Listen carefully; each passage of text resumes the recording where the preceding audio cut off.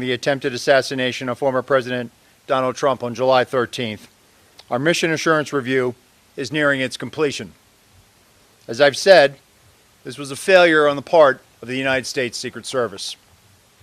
It's important that we hold ourselves accountable for the failures of July 13th, and that we use the lessons learned to make sure that we do not have another failure like this again.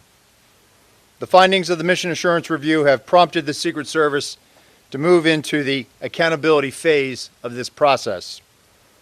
The Office of Professional Responsibility and the Office of Integrity are reviewing the findings. And as a result of these failures, what has become clear to me is we need a shift in paradigm in how we conduct our protective operations. As was demonstrated on Sunday in West Palm Beach, the threat level is evolving and requires this paradigm shift. But here are some of the findings from this mission assurance review. With respect to command and control of the site in Butler, Pennsylvania, the Secret Service has the main responsibility of building the site plan. We cannot abdicate or defer our responsibilities to others. Advanced team personnel have an obligation to ensure that each site meets the protective requirements and principles of Secret Service methodologies. The Secret Service did not give clear guidance or direction to our local law enforcement partners. There were communication deficiencies between law enforcement personnel at the site. For example, the Secret Service did not co-locate its security room with local law enforcement. There was an over-reliance on mobile devices, resulting in information being siloed. For example, at approximately 18:10 local time, Secret Service informed personnel that local police were addressing an issue at the 3 o'clock of the outer perimeter. At approximately 18:10 local time, via phone call, the Secret Service security room calls the counter-sniper response agent reporting an individual on the roof of the AGR building. That vital piece of information was not relayed over the Secret Service radio network. At approximately 18:10 and 54 seconds, verified through body camera footage of local law enforcement, officers confront the assailant on the roof of the AGR building. At 18:11:05, via phone call, a site agent calls the assistant site agent to find out what exactly is going on at the 3 o'clock, and during that call, shots ring out. At 18:11:32, verified through body camera footage, the first series of shots are fired by the assailant. At 18:11:36, again verified through body camera footage, a second series of shots are fired by the assailant. At 18:11:47, through body camera footage, Secret Service counter-snipers neutralized the threat. With respect to diligence, line-of-sight issues were acknowledged, but not properly mitigated. Issues were encountered the day of the visit with respect to line-of-sight concerns, but they were not escalated to supervisors. While some members of the advance team were very diligent, there was complacency on the part of others that led to a breach of security protocols.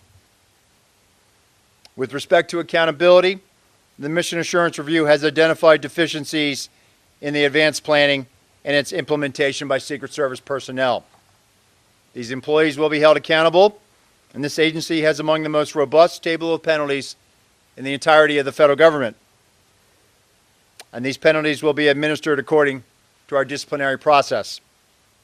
But due to federal regulations, I cannot get into personnel matters as they are proceeding.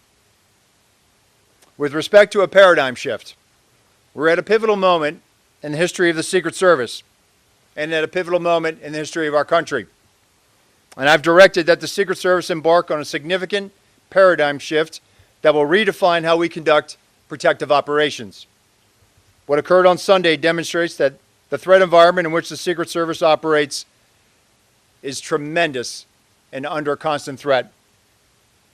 And we've been in this heightened and increasingly dynamic threat environment since July 13th.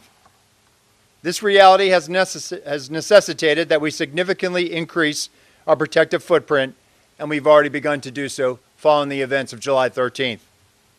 This increased operational tempo requires additional resources to not only account for costs being incurred today, but ensure that we have the tools, the technology, and personnel needed to meet these new requirements and execute our mission going forward. The paradigm shift will be a driving force to move the Secret Service from a state of reaction to a state of readiness. And the vision is for the Secret Service to be more agile, with the ability to escalate protection to the highest levels for numerous protectees for undetermined periods of time. But in order to do this, we need additional personnel, technical assets, and equipment for the sustainment of immediate and future needs. Our personnel have been in a state of hypervigilance following July 13th. We are certainly working our people hard, and I've used this term publicly, redlining. This cannot be about working our people harder. So with respect to changes, the workforce, the American public, they can expect changes in our processes for advances. There will be an increased use of technology, not only to assist in communications, but also situational awareness when we're doing our protective mission. There will be organizational changes. For example, I've already directed the creation of an applied research and development section to field new technologies, leverage the research of other government agencies, and calibrate our technical security assets to stay ahead of threat vectors and technical collection impacting Secret Service equities. This will be an iterative process, meaning it will be constantly evaluated, validated, updated, and evolving. We cannot be stagnant.